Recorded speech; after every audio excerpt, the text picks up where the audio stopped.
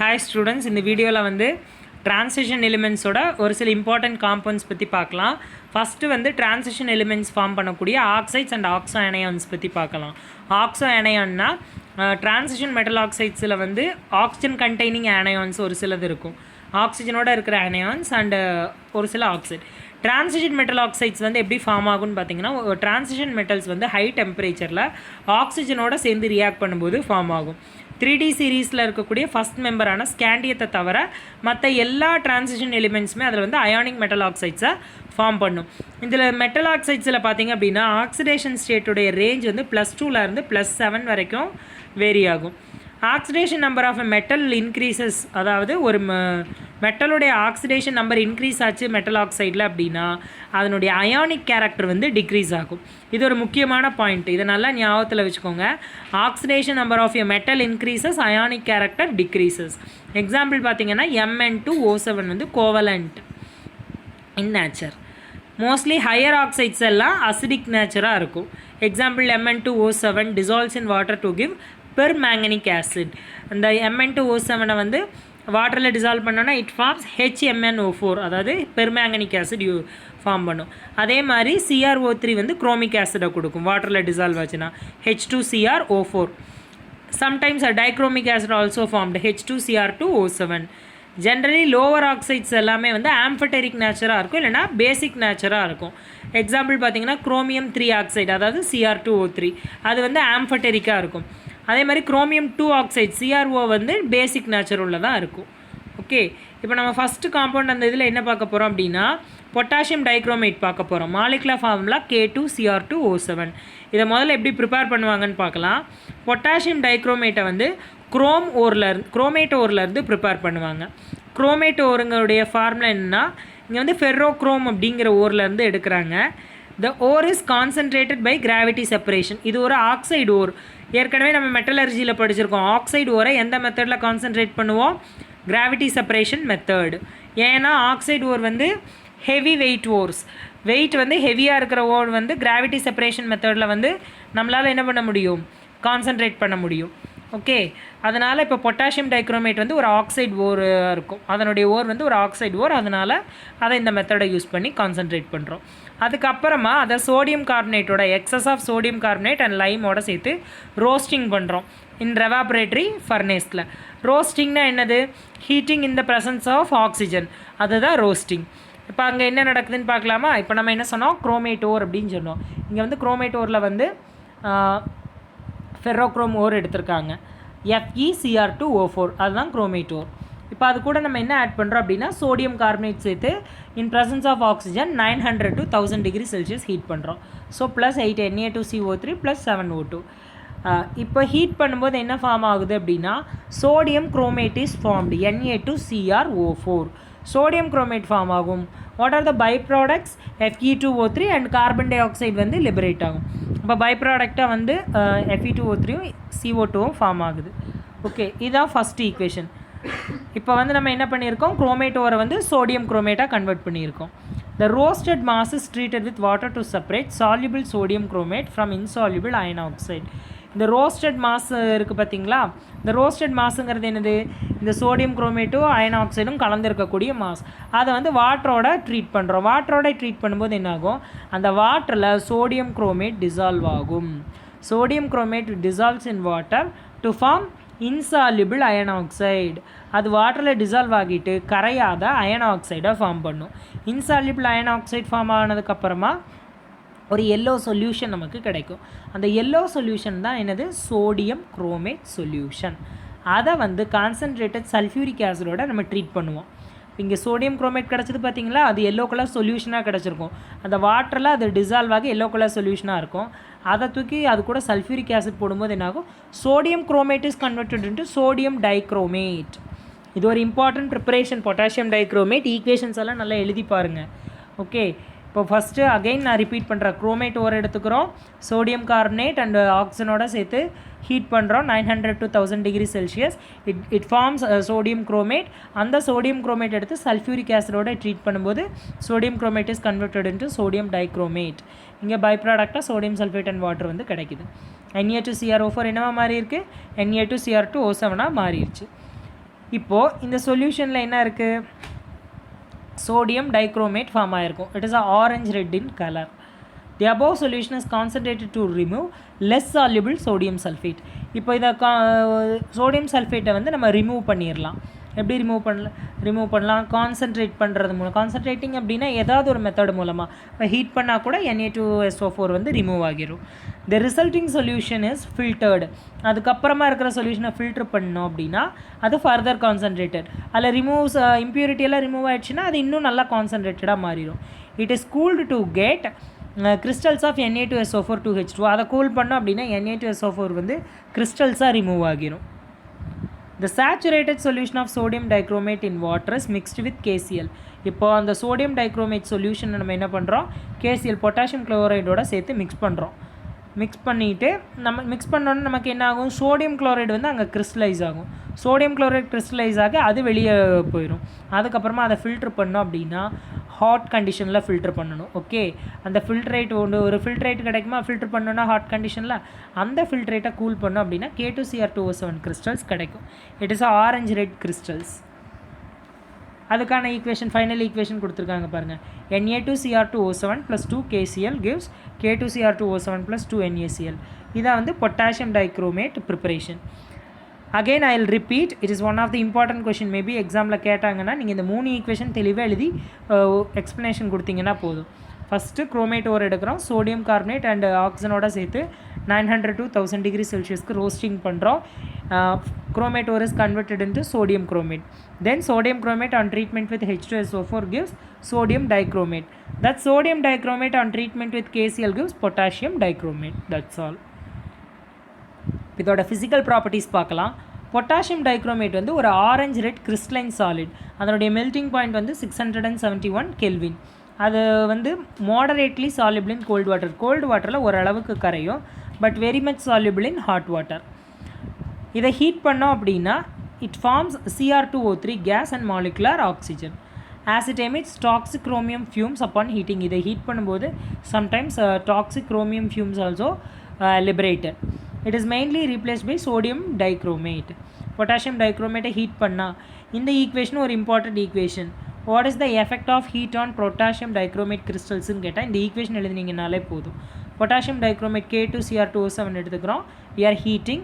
Potassium dichromate is converted into potassium chromate. அதுக்கப்புறம் கூட என்னெல்லாம் லிபரேட் ஆகுன்னு சொன்னாங்க, chromium 3 oxide and oxygen gas are liberated. இப்போ structure of dichromate ion. Dichromate அயானோட ஸ்ட்ரக்சர் பார்க்கலாமா? ஃபஸ்ட்டு CrO3 குரோமேட் அயானோட ஸ்ட்ரக்சர் கொடுத்துருக்காங்க. CrO3 2- இதுதான் குரோமேட் அயானோட ஸ்ட்ரக்சர். ஓகே, இங்கே வந்து பார்த்தீங்க அப்படின்னா ஆக்சிஜனோட ஒரு பாண்டு வந்து ஃபுல்லாக போட்டிருப்பாங்க, இன்னொரு பாண்டு வந்து பார்ஷியலாக போட்டிருப்பாங்க டாட்டட் லைன்ஸில்.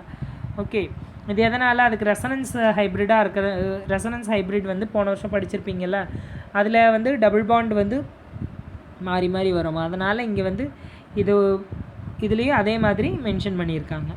ஓகே, அதே மாதிரி இங்கே பார்த்தீங்க அப்படின்னா Cr2O6 இதுலேயுமே வந்து Cr2O7 இது வந்து டைக்ரோமேட் அயனோட ஸ்ட்ரக்சர். இந்த ஸ்ட்ரக்சர்ஸும் நீங்கள் வந்து போட்டு ப்ராக்டிஸ் பண்ணிக்கோங்க. இது எதனால் சொல்கிறேன் அப்படின்னா எக்ஸாமில் வந்து இந்த அயனோட ஸ்ட்ரக்சர் கூட கேட்டாங்கன்னா நீங்கள் இந்த 2 ஸ்ட்ரக்சர் ட்ரா பண்ணிங்கன்னா போதும். இங்கே கீழே வந்து 3 டைமென்ஷனல் ஸ்ட்ரக்சர் கொடுத்துருக்காங்க.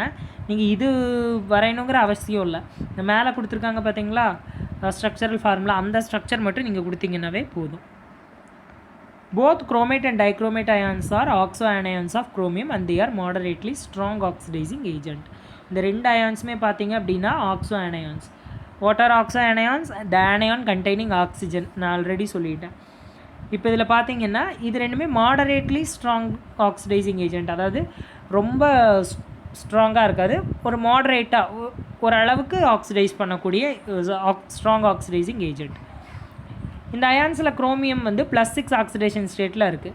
அக்வஸ் சொல்யூஷனில் வந்து குரோமேட் அண்ட் டைக்ரோமேட் அயான்ஸ் வந்து இன்டர் கன்வெர்ட்டபிள். அக்வஸ் சொல்யூஷனில் கரைச்சா குரோமேட் டைக்ரோமேட் அயான்ஸாக மாற்றலாம்.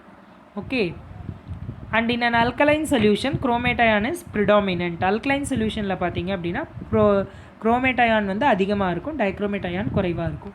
வேராஸ் dichromate ion becomes predominant in acidic solution. Dichromate ion எங்கே ப்ரிடாமினண்ட்டாக இருக்கும்? அசிடிக் சொல்யூஷனில்.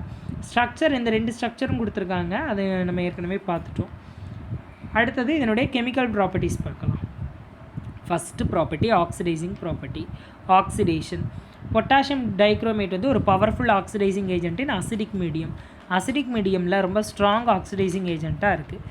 இதனோட ஆக்சிடைசிங் ஏஜென்ட் பார்த்திங்க அப்படின்னா H+ அயான்ஸுடைய ப்ரெசன்ஸில் நடக்கும். H+ அயான்ஸுங்கிறது என்னது? ப்ரெசன்ஸ் ஆஃப் H+ன்னு போட்டாலே அது வந்து அசிடிக் கண்டிஷனுங்கிறது தான் meaning. You can note that the change in the oxidation state of chromium from Cr6+ to Cr3+. இதில் பார்த்திங்க அப்படின்னா Cr6+லேருந்து Cr3+ஆக அதனுடைய ஆக்சிடேஷன் ஸ்டேட் வந்து சேஞ்ச் ஆகும். ஃபஸ்ட்டு வந்து Cr2O7 டைக்ரோமேட் அயான் இருக்குது. அசிடிக் மீடியம் H+ன்னு மென்ஷன் பண்ணியிருக்கோம். எலக்ட்ரான் ட்ரான்ஸ்ஃபர் நடக்குது. So 6 electrons are transferred. So 6E-. இதில் என்ன ஆகுது? தட் Cr2 அது வந்து 2 Cr இருக்குது பார்த்தீங்களா குரோமியம், அது +6 ஆக்சிடேஷன் ஸ்டேட்டில் இருந்து 3+ஆக மாறுது. So it is converted into Cr3+. 7 moles of water is obtained as a byproduct. இந்த ரியாக்ஷன் வந்து ஒரு இம்பார்ட்டன்ட் ரியாக்ஷன். அசிடிக் மீடியமில் வந்து ஆக்சிடேஷன் வந்து டைக்ரோமேட் அயானால் எப்படி நடக்குது அப்படின்னு. இந்த oxidising nature of potassium dichromate is illustrated in the following examples. ஒரு சில எக்ஸாம்பிள்ஸ் பார்க்கலாம். இந்த எக்ஸாம்பிள்ஸ் எல்லாமே வந்து அதனுடைய ஆக்சிடைசிங் ப்ராப்பர்ட்டிக்கான எக்ஸாம்பிள். ஃபஸ்ட்டு இது ஃபெரஸ் சால்ட்ஸை வந்து ஃபெரிக் சால்ட்டை ஆக்சிடைஸ் பண்ணுது. அதாவது இந்த குரோமேட் அயானோட வந்து ஏதாவது ஒரு ஃபெரஸ் சால்ட் போடுறோம். ஃபெரஸ்னால் மீனிங் என்னது? Fe2+ ஆக்சிடேஷன் ஸ்டேட்டில் இருக்கக்கூடிய சால்ட்டை போடுறோம். In presence of acidic medium what will be taking place? This dichromate ion oxidizes Fe2+ into Fe3+. அடுத்த reaction, it oxidizes iodide ions to iodine. iodide ion இங்கே அதாவது இங்கே I- போடுறோம். I- along with dichromate anion in presence of acid. acidic mediumல போடும்போது என்ன ஆகும்? That dichromate ion is converted into Cr3+. that iodine I- is converted into molecular iodine. I2 convert ஆகும். அடுத்தது it oxidizes sulfide ion to sulfur. sulfide ion என்னது? S-, S2-. இதை வந்து சல்ஃபராக oxidise பண்ணும். Okay, Cr2O7 2-, இங்கே S2- இருந்து sulphur 0 oxidation state வெறும் சல்ஃபராக மாறுது. Increase in oxidation state is called oxidation. இங்கே 2- ஸ்டேட்லேருந்து என்ன ஆயிருக்கு? 0 ஆக்சிடேஷன் ஸ்டேட்டுக்கு இன்க்ரீஸ் ஆகிருக்கு சல்ஃபருடைய ஆக்சிடேஷன் ஸ்டேட். அடுத்தது it oxidizes sulfur dioxide into sulfate ion. sulfur dioxide ஓட இந்த டைக்ரோமேட் அயானை கம்பைன் பண்ணோம் அப்படின்னா it forms SO4 2-, அதாவது சல்ஃபேட் அயானை ஃபார்ம் பண்ணுது. it oxidizes stannous salts to stannic salt. stannous salt அப்படின்னா SN2+, SnCl2 வந்து stannous chloride அப்படின்னு சொல்லுவோம். அந்த SN2+ல உள்ள stannous saltை வந்து this dichromate ion convert to SN4+, ஸ்டானிக்காக மாற்றுது. stannous into stannic, SN2+ into SN4+. இது ஒரு oxidation reaction. it oxidizes alcohols to acids. ஆல்கஹால்ஸை வந்து ஆசிட்ஸாக மாற்றுது. இப்போ பொட்டாசியம் டைக்ரோமேட் எடுத்துக்கிறோம். பொட்டாசியம் டைக்ரோமேட்டோட we are adding sulfuric acid and ethanol. Ethanol add பண்ணிட்டோமா? எத்தனாலுங்கிறது வந்து ஒரு ப்ரைமரி ஆல்கஹால். ஏற்கனவே நம்ம ஆர்கானிக் கெமிஸ்ட்ரியில் படிச்சிருக்கோம். Primary alcohol on oxidation gives aldehyde and it will on further oxidation gives finally carboxylic acid அப்படின்னு. இப்போ எத்தனால் எடுத்துக்கிட்டோன்னா ethanol is oxidized to ethanoic acid which means acetic acid. ஓகேவா? அடுத்தது வந்து chromyl chloride test. This also one of the important 3 mark question. Maybe 3 மார்க்கில் கேட்கலாம். 3 மார்க்கில் கேட்டால் இந்த குரோமைல் குளோரைட் டெஸ்ட்டை வந்து இந்த ரியாக்ஷன்ஸ் வந்து தெளிவாக எழுதிட்டு ஒரு சின்ன எக்ஸ்ப்ளனேஷன் கொடுத்தீங்கன்னா போதும். பொட்டாசியம் டைக்ரோமேட் எடுத்துக்கிறோம். இந்த குரோமைல் குளோரைட் டெஸ்ட் எங்கே பண்ணீங்கன்னு உங்களுக்கு ஞாபகம் இருக்குன்னு நினைக்கிறேன். திஸ் 11th ஸ்டாண்டர்ட் ப்ராக்டிக்கலில் இன்ஆர்கானிக் குவாலிட்டேட்டிவ் அனாலிசிஸ் பண்ணியிருப்பீங்க. அந்த ப்ராக்டிக்கல் என்ன பண்ணியிருப்பீங்க? குளோரைட் குரூப்பை கண்டுபிடிக்கிறதுக்காக குரோமைல் குளோரைட் டெஸ்ட் பண்ணியிருப்பீங்க. என்ன பண்ணோம்? நம்ம குளோரைடு சால்ட்டை எடுத்துக்கிட்டு சேம் அமௌண்ட் ஆஃப் எவ்வளோ குளோரைட் சால்ட் எடுக்கிறோமோ அதே அளவு பொட்டாசியம் டைக்ரோமேட் சால்ட் எடுத்து ரெண்டையும் ஈக்குவல் அமௌண்ட்டாக எடுத்து மிக்ஸ் பண்ணணும். மிக்ஸ் பண்ணிவிட்டு we are adding concentrated sulfuric acid and then heated. concentrated sulfuric acid add பண்ணி ஹீட் பண்ணும்போது it gives orange red vapors of chromyl chloride. chromyl chloride வந்து CrO2Cl2ன்னு சொல்லுவோம். இந்த ஆரஞ்சு ரெட்டு வேப்பர்ஸ் வந்து ஃபார்ம் ஆகும். இந்த வேப்பர்ஸ் எவால்வ் ஆகுது பார்த்தீங்களா? இந்த வேப்பர்ஸ் வந்து we are passing through the sodium hydroxide solution. sodium hydroxide solutionல பாஸ் பண்ணிவிட்டு அதை நல்லா என்ன பண்ணுவோம்? மிக்ஸ் பண்ணிவிட்டு அதில் வந்து அது கொஞ்சம் அசிட்டிக் ஆசிடும் லெட் அசிட்டேட்டும் ஆட் பண்ணுவோம். இது ரெண்டும் ஆட் பண்ணும்போது என்ன ஃபார்ம் ஆகும்? It gives yellow precipitate of lead chromate. இதுதான் குரோமல் குளோரைட் டெஸ்ட். இது வந்து நீங்கள் ப்ராக்டிக்கலில் பண்ணியிருப்பீங்க. அங்கே என்ன கெமிக்கல் ரியாக்ஷன் நடந்தது நீங்கள் பார்க்கலாம். ஃபஸ்ட் நம்ம என்ன ஆட் பண்ணுறோம்? பொட்டாசியம் டைக்ரோமேட் எடுத்துக்கிறோம். அது கூடவே நம்ம என்ன ஆட் பண்ணுறோம்? நம்மளுடைய குளோரைட் சால்ட். சப்போஸ் எக்ஸாம்பிளுக்கு நான் இங்கே சோடியம் குளோரைட் எடுத்திருக்கேன். And with heated along with sulphuric acid போடும்போது நமக்கு என்ன ஆகும்? குரோமல் குளோரைட் கேஸ் வந்து லிபரேட் ஆகும், இல்லைனா எவாப்ரேட் ஆகும். இந்த குரோமல் குளோரைட் கேஸோடைய ஃபார்முலா வந்து CrO2 Cl2. பை ப்ராடக்டாக என்ன கிடைக்குது? Sodium bisulphate, potassium bisulphate, sodium bisulphate and water. இந்த 3 பை ப்ராடக்டாக கிடைக்கும். ஆரஞ்சு ரெட் வேப்பர்ஸ் வந்து குரோமல் குளோரைட் சால்ட் CrO2 Cl2. இந்த சால்ட்டை வந்து என்ன பண்ணுறோம்? சோடியம் ஹைட்ராக்சைடில் பாஸ் பண்ணுறோம். பாஸ் பண்ணும்போது என்ன நடக்கும் அப்படின்னா சோடியம் குரோமேட் வந்து ஃபார்ம் ஆகும். இப்போ அந்த சோடியம் குரோமேட்டு கூட நம்ம வந்து லெட் அசிட்டேட்டை ஆட் பண்ணுறோம். ஸோ சோடியம் குரோமேட்டோட லெட் அசிட்டேட் ஆட் பண்ணும்போது லெட் குரோமேட் வந்து எல்லோ precipitate நமக்கு ஃபார்ம் ஆகும். இதுலேருந்து என்ன சொல்லலாம்? இந்த சால்ட்டில் வந்து குளோரைட் குரூப் ப்ரெசென்ட் ஆகியிருக்கு அப்படின்னு நம்மளால் சொல்லலாம். ஓகே, இப்போ அடுத்தது வந்து பொட்டாசியம் டைக்ரோமேட்டோட யூசஸ் என்னென்னு பார்க்கலாம். ஃபஸ்ட்டு, இது ஒரு ஸ்ட்ராங் ஆக்சிடைசிங் ஏஜென்ட். அப்போது நிறைய ஆக்சிடேஷன் ரியாக்ஷன்ஸில் வந்து இதோ ஆக்சிடைசிங் ஏஜென்ட்டாக யூஸ் பண்ணலாம். மெயின்லி இன் ஆர்கானிக் கெமிஸ்ட்ரியில் கூட யூஸ் பண்ணுறாங்க. It is used in dyeing and printing. டையிங்லையும் பிரிண்டிங்லையும் யூஸ்